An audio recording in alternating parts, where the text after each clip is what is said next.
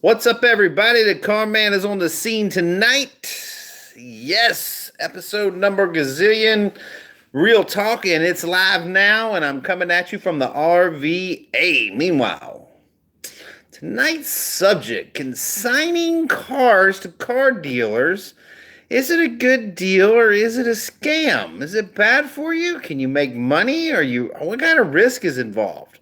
What can actually happen to you if you jump into one of these deals with these guys that are offering you a license to use or offering you a car lot to put put your cars on that you can buy, and they're allowing you auction access to buy for a fee. They're doing all these things to help a brother out. Well, that's a great question. And so what we're going to do now tonight, we're going to examine whether that's actually smart or not, and I'm going to tell you why that we actually came up with this subject here in a second. I'm hitting live chat so we can all talk. We can talk some smack. It'll be good. All right, live chat. All messages are visible. We're good to go. Okay. So this is a great subject. And one of my viewers, he's actually been a fan for a long time. Or I wouldn't say fan. He's been tolerating me for a while. But he had an opportunity. He was being solicited. Let's put it to you that way. He was being solicited by someone who has a car lot, and basically they wanted him to put a They were offering him the ability to go to a car dealer auction, buy the car, then put the car on their lot and sell it. If in fact I get this, if I get this great. Hey guys, what's up? Sean and Otto. Hey, so what we're talking about is I got a guy that's been watching. It's ironically y'all brought him up last night. His name will come to me in a second. Ricky Driver, maybe Ricky Driver. I'm not sure. Diver, something in that neighborhood.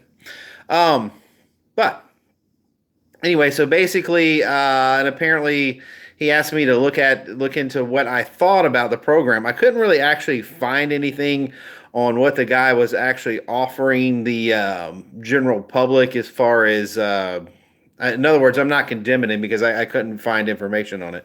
I did catch one video where he seemed to be having it out with some other guy, and they were claiming each other of having, I don't even know, just who knows what was going on with that. But anyway, so I didn't really catch anything about the bones of what they were talking about, what the guy was offering exactly. But I do have a lot of experience in dealing with this, as far as I'm very familiar with how this goes down. So let's talk about what the dealer's risk is, and then we're going to talk about what your risk is as an individual. As a dealer, you are required, I think on every state out there, if you sell a car, you must possess the title. So what that means is if someone goes to an auto auction, buys a car.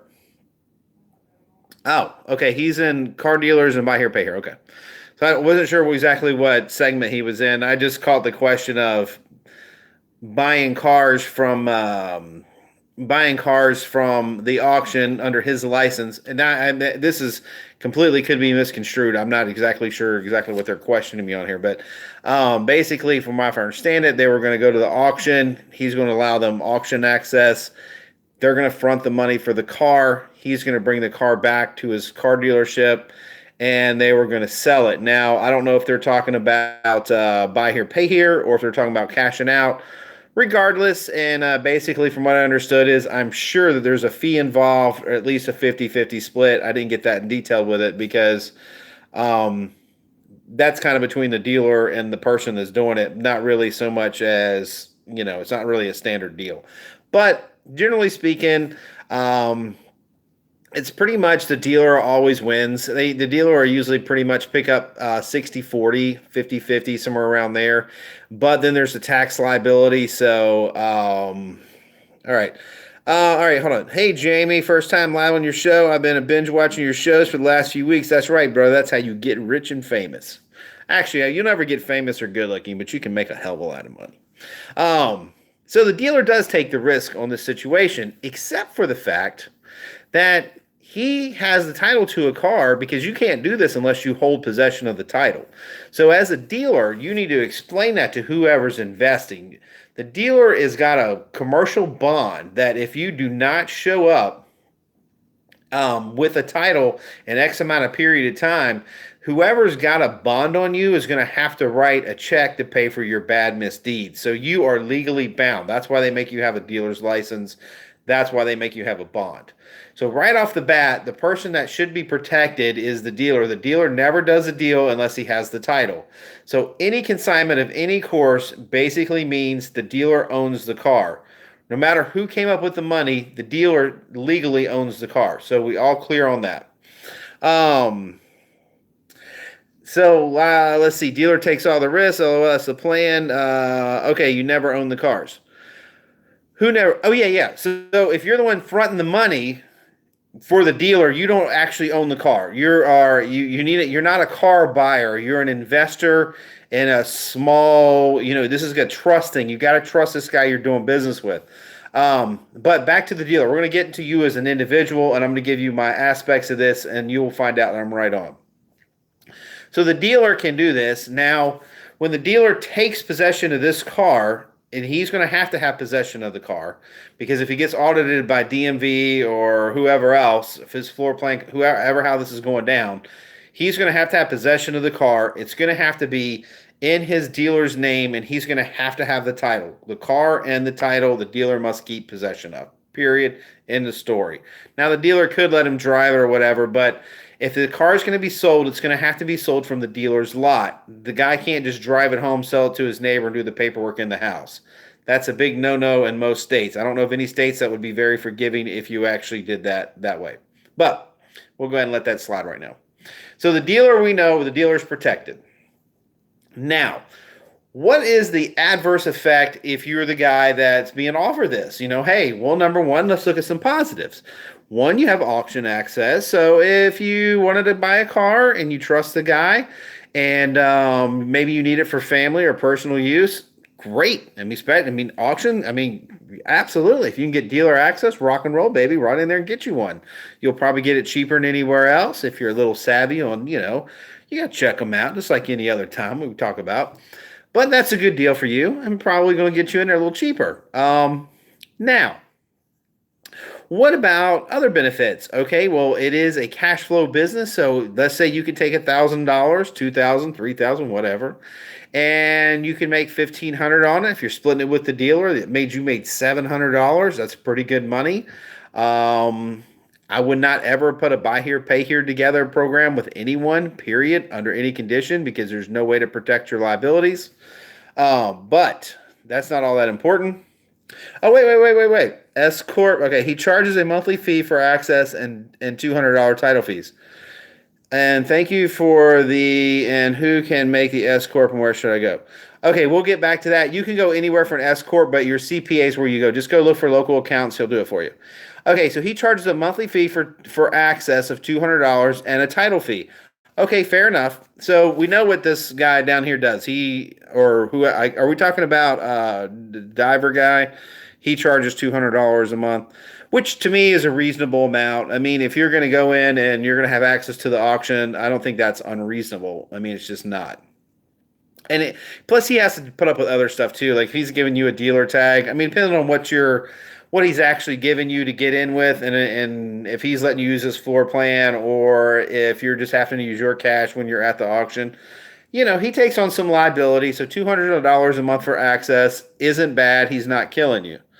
All right. So from his point of it, hey, what's up, Big Cliffy? Barber, I'm not even sure who Barber is. All right, Barber must be someone else. Barber charges that. Randy Barber. Okay, y'all are known people I've never heard of before. So is Randy Barber a car dealer? Is that what I'm getting? Randy Barber, the car dealer? Probably, I'm guessing. And Randy Barber charges $200 a month access. And, okay, so does anybody know what the other guy, Ricky, charges a month? Probably close to the same. Okay, so he's saying, yeah. So if anybody knows what this guy Ricky charges, let's compare them. One charges $200. And generally that's not generally how it's done. Generally how it's done is per car. Like you don't pay a monthly access fee. Generally speaking, you would pay for a car by car situation. So if you bought a car, you'd have to either split the wholesale profit on it, or just pay a straight up fee of $200 plus eat your taxes. All right. So, okay. So the other guy, I guess Ricky charges $500 a month, and Ricky Dryer programs 50% of profit after expenses. Wholesale. Rick is a retailer. Okay. Gotcha. All right. So, Ricky charges $500 a month. That's pretty stout, guys. That's $6,000 a year. But I mean, to be fair, you can easily make $6,000 a month doing this. And he is taking a lot of liability, and one is a retailer, one's a wholesaler. All right. Anyway, so we know that the car dealer side of this is okay because we know that you can, as long as you make sure the guy that's giving you the money understands that you're going to own the title and you own the car and you make the call. In other words, you're king of the hill as the dealer. I'm talking to you as a dealer right now. We cover your ass. You've got to cover your ass. This guy, Ricky's got to cover his. The other guy, Barber, whatever, he's got to cover his. Everybody's got to cover their ass because when the state comes in, they're going to one of those two guys looking at them in the face. And if they can't cover their ass, they're out of business. So that's just how that works. So if you're willing to pay $500 a month, more power to it. It's America. Nothing wrong with being a capitalist. Okay, so here's the danger for the individual. Here's some things I want to present to you, the individual that goes to invest in this program. The first problem I got with this is inventory. So if you're going to utilize his lot to retail, if you're going to utilize someone's property to retail, well, that immediately puts some huge red flags in my face. Number one, why is this? So you've only got X amount of spots available in a retail organization. I've already talked to y'all about what you must have to be successful on a daily turn rate. Now, any competent or seasoned or people that are in a position where they can give you advice are already going to have their inventory because they must have it in order to survive from next month to month after month after month. Now, they're count on the gross profit per deal. So they're going to have a hard time splitting a deal. So what's going to happen is you're going to put an individual put a car on a car lot. And the car dealer is the one that's there to sell it. Okay. So when a customer comes up, a car dealer is going to make $1,500 on his, or $300 on yours, or $700 on yours. He's always going to put you to the back of the line. It doesn't matter. It's attrition. It's how it works. Big fish eat little fish. If it's his money, he can completely justify putting his car first because he has all the bills to pay. Period. In the story. And you're always going to be the second fiddle. And that's okay. I mean, if you go into if you take a look at it and you're like, well, all right, I can do that. I mean, I can be the second straw. I mean, you are the second fiddle. Let's call it what it is. The other thing that kind of would concern me is the financial stability of the dealer himself, because most dealers, if they're in it and they are in the long haul, basically never offer that kind of access because of the liability on the other end, which I just told you about. So that presents a problem of what is his sustainability. Is he going to stay there? Is he got enough money to back a couple storms, or are you just one or two car deals, or him 1 or 2 months of being out of business? Now, if he goes out of business because he's not stable, and if you're only in business for a year or two, you're not stable yet, no matter how much you want to be, but you don't know, you're working it, you're getting there. I'm not knocking your brother down. I'm just saying you're not there. You're not standing on solid ground yet. So if you've got a new guy and this is part of his thing to get some capital raised, which is very smart, it's not. I don't judge you for that. I commend these guys for being entrepreneurs and thinking about this. But the guy that's putting the money up, he's got all the risk now, because guess what happens if the dealer does anything wrong? And the auction comes in and finds him doing something wrong on floor plan, or they catch him doing whatever he does wrong is coming back on you, because the auction can seize every car on that lot and take them to the auction if he's got floor plan with them. Or he can be shut down. He can lose his license. He can go into bankruptcy. There's all kinds of things he can do. He could turn around if he's an unscrupulous. By the way, I don't know either one of these guys, and I'm not insinuating that they're in any way, shape, or form doing this. I'm just giving you an overall perception of what could happen.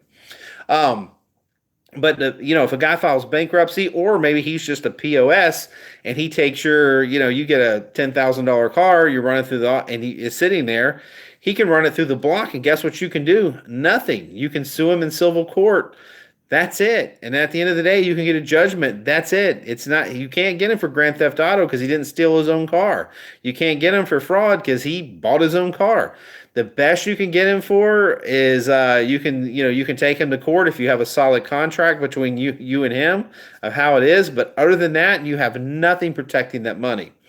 And some people don't care, and that's all right too. But I'm just letting you know, especially if you're kind of small, you know what I mean? If you've got less than $30,000, less than 50 grand, and you don't have much money to play with, and you're looking at banking on, okay, maybe I can build this to 100,000 before I try to jump up in there and play ball. Okay, yeah, both Randy and Rick are straight shooters, good guys, just different business models. Yeah, I haven't really seen their business models at all. I'm sure they're okay. I mean, obviously they're in business. But yeah, so what I'm saying is you, the individual that's anteing up the money, you really take some serious crazy risk out there because like I said, man, one burp, you're done. Like you got nothing that protects you. You can be like, well, I got a receipt where I gave him money. What you got is a one-way ticket to court, which is going to cost more money. And you know, that's my whole concern with this. Like, is if you're gonna do this, just know who you're dealing with. Like, don't do random people that you don't know. Like, try to get to know the person a little bit. Find out a little bit about them, see what the meat and potatoes are on both ends of the table. Like if you're a dealer thinking about it, or if you're an individual trying to flip, just get a real good feel for who you're doing business with because it can get real scary real quick. And like I said, if you've got less than 30 or 50 grand and that's all you got to play with, then you know it's going to get real hairy real quick, especially if you have 30 grand and you put 20 grand out in his inventory and the guy bellies up like at some point in the game, and you're sitting out there and you're basically washed away. I mean, you're done. I mean, $30,000 is literally nothing in the car business. Like it's not even enough to buy a new car.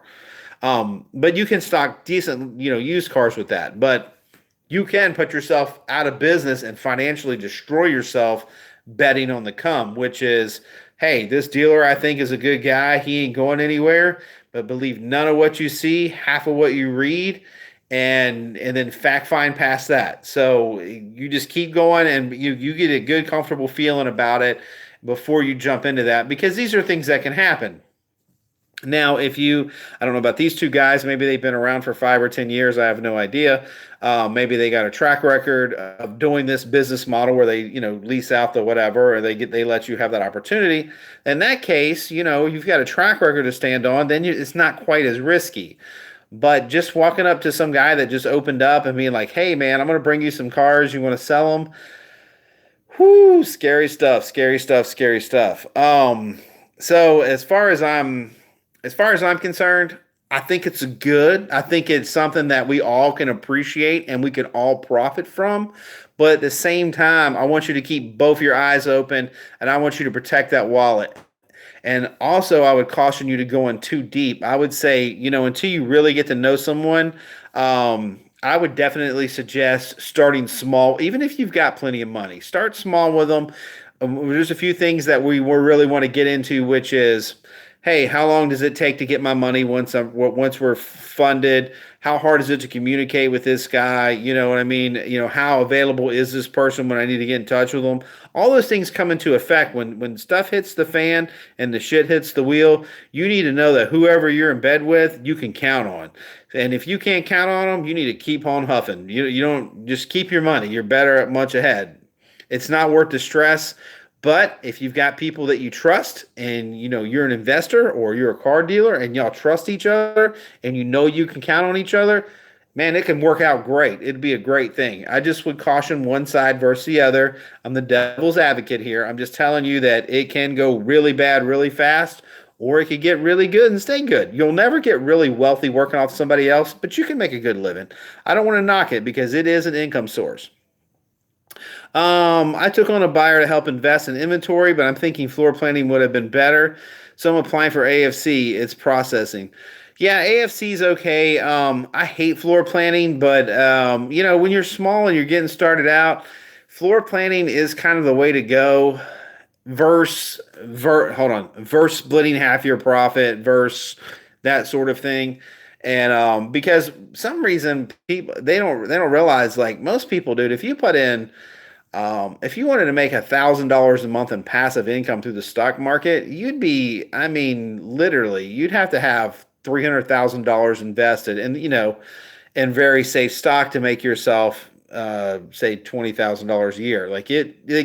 And these people get in there and they're like, oh, well, I can double my money in 30 days. Well, that's an unrealistic approach. And you probably need to sit down with the people that are bringing the investment and say, hey, listen, I have a long-term plan here. If you want to make it, the best thing for me to do is pay you a flat fee on your car and forget about splitting profit, because you as the dealer, you need to be paid. This is just my personal opinion. You need to be paid for your skills and ability. You've got the location, you've paid for the advertising, you're paying for the AC, you're paying for everything. You got the whole structure there. You're taking all the risk. If you want to pay someone, AKA AFC or Manhunt, whoever, if you want to offer with them a floor plan, that's great. But if someone comes in and wants to finance, look at them as a finance company. Don't look at them as a investor. Be like, hey, you know what? Your floor plan in cars, it's only worth this amount of money. As a dealer, that's all I would offer. I really don't like individuals in with me, but if you had to go that route and you wanted inventory, just sit down and talk to them. And what you'll find out is a lot of people get off of the split because they don't understand it. They don't get it. They don't really understand it. But they do get, hey, every time you sell a car, I pick up $200. So that's what I would, that's kind of how I look at it as a dealer. That's what I would.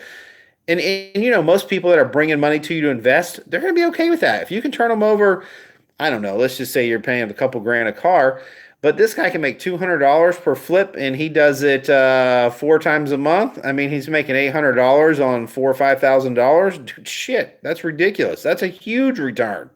And he knows it. If he's a person with real money, he knows it. I mean, I play the market. I'm sure we all play the market.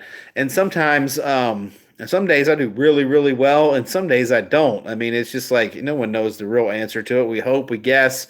But if and that's the problem when they get splitting profits. It's too much tension. It's too much all this bullshit. So you just need to slow them down and say, listen, for me to have a path to success and be here tomorrow, I can only allow so much of my profit to go away. I will present you with the $200, and I think $200, guys, is really fair. If someone invests in a car, $200 is really fair. If you pay them, now they don't got to buy it. They don't got to clean it. They don't got to do any of that shit. They're putting the money up for a car, waiting for it to sell, and collecting out. I mean, because realistically, you need to have the ability to sell that car for a $500 profit. You need to be able to sell it for $2,000 profit. And whatever they're in, it doesn't need to be affecting you, but you're split with them. That doesn't matter. You need to be able to make cool, clear decisions for your business and you and your family. That's what's important. These people, I call them vultures because they kind of are, that try to come in there and snake in at 50% without putting any money up. It's just crazy. But if they can get in and they can supply you 10, 20 cars, guess what? Then they're making $2 or $3 a month. And then it's all good. You'll wholesale them, you'll retail them, and it's all good. There's a floor plan for you. Everybody wins. But when people are taking half your money, that's a losing proposition because you only have so many slots a month available for profit. So if you're a car lot that sells 10 cars a month or 15 cars a month in most independents, that's actually pretty good. Then what I would do is I would say, hey, listen, guys, I can only pay so much for floor planning, and that's what you are. You're a floor planner. I don't need a business investor. I don't need you to pay for all my bills, none of that shit. I need you to ante up on some cars. So you're putting the cars out, per flip is X amount, and maybe you have to give them a little sweeter deal, maybe 300. Hell, maybe you have to give them 400 a car. I don't know. 400 is really stout, but 200 is that's my sweet spot. 300 if I had to. 400, I'm feeling like I'm getting raped, and we're probably not going to do business. That's where I'm at. I'm giving you that perception and that feel. So when you're up there and you're swinging up the head, you're like, hey, the car man said this is what he feels. So you can kind of say it, and I've got many, many moons of years in this. So I can tell you that's how the game's played. And you know what? As long as and a lot of people, when you start out, you want to be courteous to people, you want to be nice, and you're like, oh man, it would be nice to have some more cars, and we end up shortchanging ourselves. I mean, and that nicety will put you out of business. Nice guys always finish last. Professional people finish first, nice guys finish last. I don't mean being an asshole to everybody, but I mean you need to be professional, which means looking out after your own ass and looking out after your income and your family and your business and your future run rate. It's all that's important. If you're going to be here tomorrow, this is what you got to do to listen. I mean, you got to do it the way I'm telling you to. All right, Carman, how do I flip cars without a license? The best way with lowering the risk of red flags popping up. Oh, shit. Well, it all depends. If you're in the U.S., I'm assuming you're in the U.S., and it depends on what state you're in. Some states will let you sell multiple. I don't know how deep you want to go. I mean, if you're going to be in the car business, you need to get a dealer's license. But if you're just talking about doing a few in North Carolina, I wish Jen Wright was here. He would be able to tell us what North Carolina's law is. I think North Carolina is pretty strict, actually.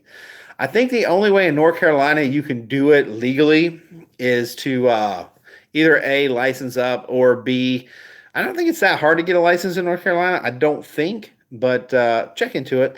But if you don't, you're going to be stuck paying sales taxes. That's what sucks. Now, they probably will say you're only allowed to sell X amount a year, and that's okay. So if you had, if you're, I don't know, if you could pay sales tax, if it's not too high and you could flip it, you'd have to be really buying the cars cheap. Or, I mean, some people just jump them, they jump titles, but I mean, that's a whole nother big pain in the ass. So, I mean, the best thing to do is just go to work for a dealer, or, just go get you a little wholesale license somewhere. Okay, Sean writes in, I let a Mazda go out on buy here, pay here for $200, not enough to pay TT&T. That's tax, title, and tags. He blew the engine. I paid $2K for it. Then I paid $400 for repo. No more cheap deals for me. LOL. I'm trying to flip to get enough money up to get my license and inventory. Okay, all right. So I got you, B. Parker. All right. So Parker, if you got to do what you got to do, brother. If you can, you got the wife, you got the kid. You can different names in there, and do the best you can do with it. Even if you got to eat some sales tax, just get on it. Just go ahead and bite it. Maybe not tag them, maybe just title them, and then eventually, I feel you of getting enough money. Just make sure you do really good deals where you can make 2 or 3 grand on, and then you can come up pretty quick, even though you're losing a few hundred in tax. So that'd be my suggestion on that. You know what? Let's talk about buy here, pay here. I used to have a really big, and when I was really young, that's why I was all about buy here, pay here. I was as big and deep as I could be. That was in my early 20s. I know what you are thinking. Oh, that was last year, Carman. Okay, I didn't do that. Okay, so that was a long time ago. All right, even though the system has changed, but people haven't. So long story short, buy here, pay here now is pretty much still the same old, except you have technology on your side. You've got the locators, and you've got the shutdowns on the cars and all that. But the principle remains the same. If they don't have skin in the game, there ain't no game to be played. So you got to make them put enough money down so they feel it if they walk away. And I know we all want a check mark on the board, like he just said. I mean, that's a classic life lesson. He put $2,000 car out, took $200 down, not enough to pay the tax, and he loses $400 on a repo. Hell no, nobody wants to do that. But you know what? If that deal would have worked out, he could have kept that paper for ever how many. I don't know what his monthlies were on it, probably $300 a month, something like that, or whatever. And he could have kept it for 18 months, sold that along with 50 other ones, and made a shit ton of money. But the chances are not in your favor for people that don't put money down. It doesn't work. So this is why we've kind of transitioned, and this is back where that former daily rental shit comes into play, because the same car, okay, so let's just throw it out here. So he's got $2,000 in this car, 2,400. Okay, yeah, 150 biweekly. I knew it. All right, so he's got $2,400 in this car. He could have put $2,400 in another car, with the title, tax, he's already got tax, title, and all that shit in it. So he's got $2,400 in a car. Now he could have taken that same car out and said, "Look, you can rent it. You're going to pay me by the week, and if you miss your payment, the car is shut down. I already own it, so your ass is going to jail for stealing from a rental company, or you can pay it and you can keep driving it. Period." He never deals with repossession. He never deals with the tax and title ever again. He gets to write off every expense on the car from here on out because he owns it. There's so many upsides to it, but it's the same customer.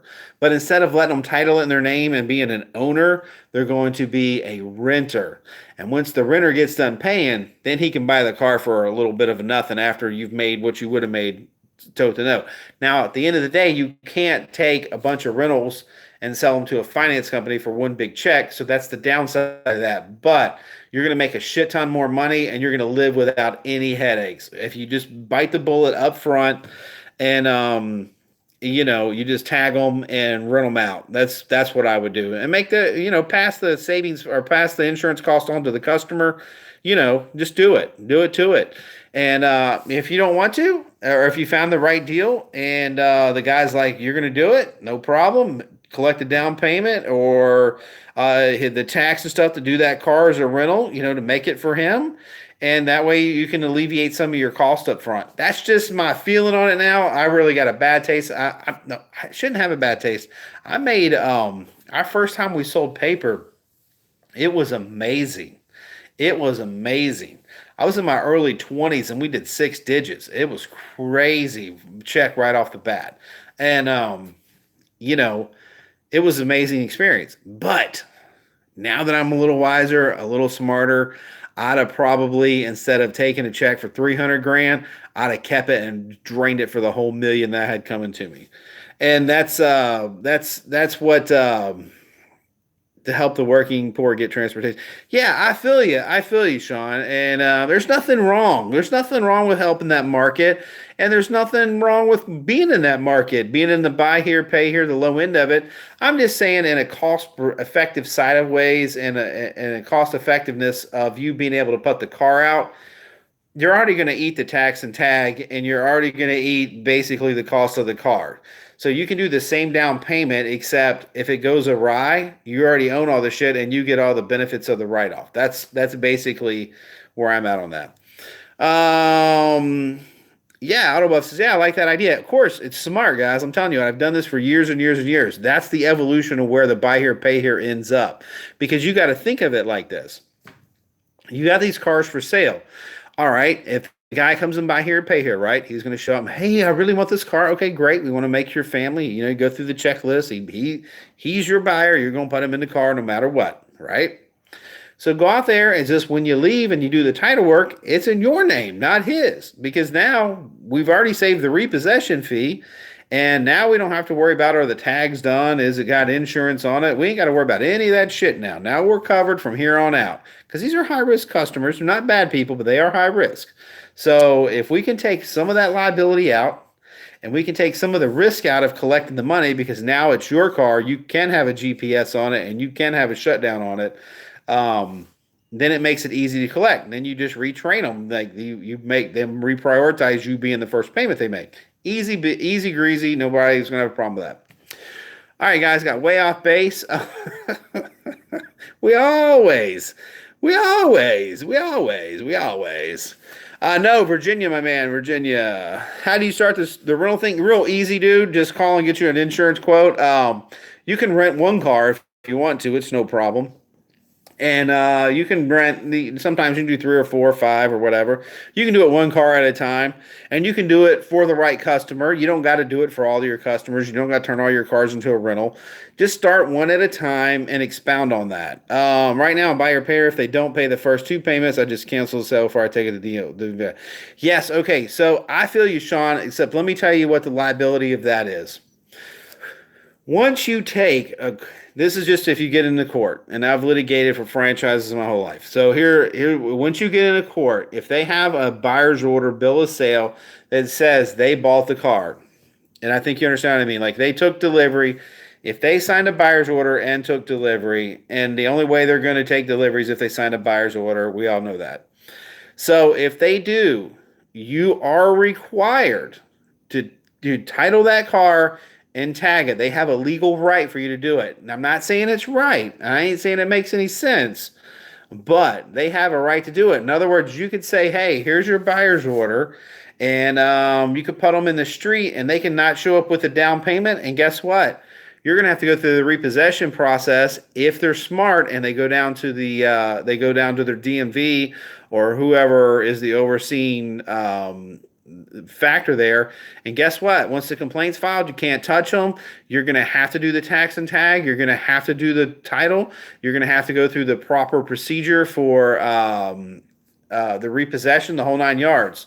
So if you're going to be legal and you're going to cover your ass, then there's no way out of this. Now you may have get lucky so far, but the right person that's been scamming other car lots for years and years, they've already been down the road and they've learned it.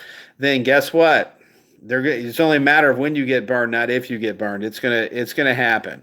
So but if it's rental, now if it's a rental car and they don't make their first payment, park it right there. And the next person that walks in, it's already titled and tagged. Hey, let's get your insurance. Give me your first payment. Bye. Done. Never go back to the tag office. And let's say that guy repossesses 3 weeks later. No problem. Hey, bye, park my car. The next guy walks in. You see what I'm saying? The tax and tag has already been brunted by the first person that you took the down payment from. So your car's making money in a positive cash flow. If you take that same car and it goes through 4 repossessions in 6 months, you're going to lose $1,000, $1,500 in tax and tags. You're going to lose another $1,000, $1,500 in repossession fees. And now we're $3,000 backwards on a $2,000 car. If you did it right the first time and you threw it in the rental, by the time the 6 months is up, hell, you ain't lost nothing. You only down 1 set of tax and tag, 0 repossessions, and nothing but down payments and payments.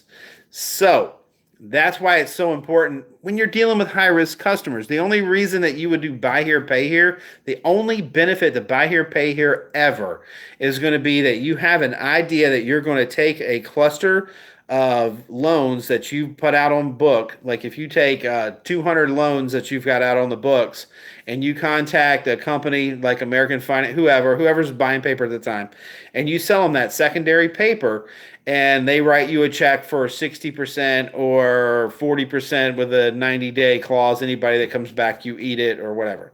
So that's the only reason that buy here, pay here is an advantage over anything else, is because you get a chance to get one big check.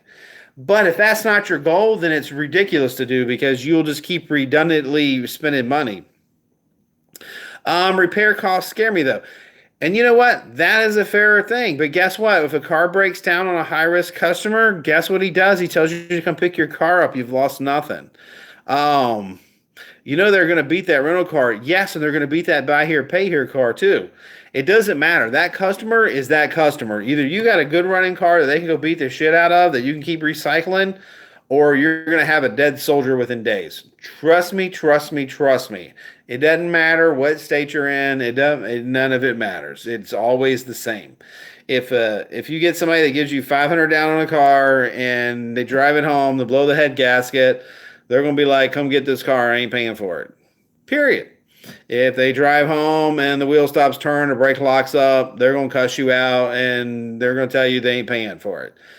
It's always the case. It's just part of that. It's the monster we must dance with to do business in that market. As sad as it is, it will never change. It's how it will be. Long after the day I'm dead, the day we all die, and the new generation's here doing it, it's going to be the same shit. It's just going to be a circle. This has been going on ever since there was cars. And it will be going on until there is no more cars. Then there's horses and buggies and whatever else. All right, guys, so hate to beat that to death, but that's where I'm at. All right, anything else going on, my man? Anything else y'all want to talk about? I think we covered it tonight. Tomorrow, what I'm going to get into is what I'm thinking is I'm going to turn y'all into the real money. I'm going to tell you where the big money's at in the car business. All right, hold on. Is it better to move up to $6,000, $13,000 and do outside finance then? And then you have to get customers with better credit, few customers. Okay, so tomorrow I'm actually going to expound on that. I can't believe the timing of that question. So the real big money in the car business is primary credit.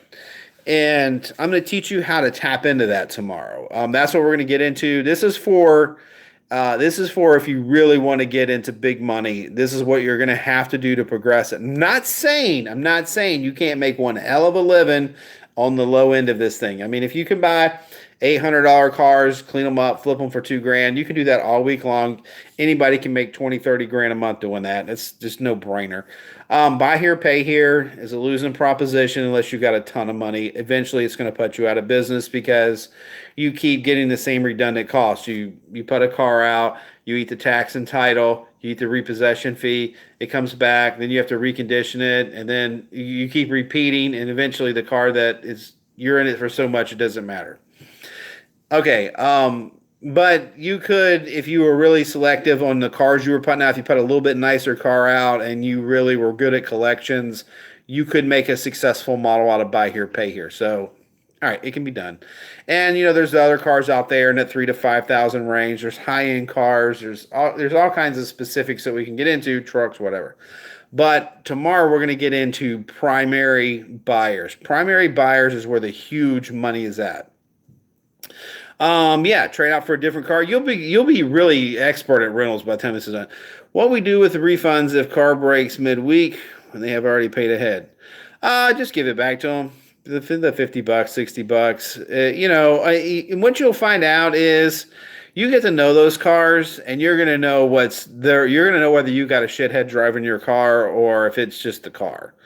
So I wouldn't worry about the repair expense that much at all.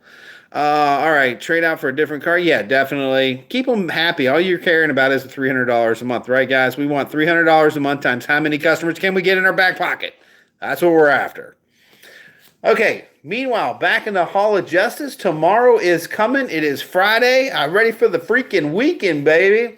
So we're going to talk about that primary customer tomorrow, and that's where the big money's at, boys and girls. That's how you make the big baller cash.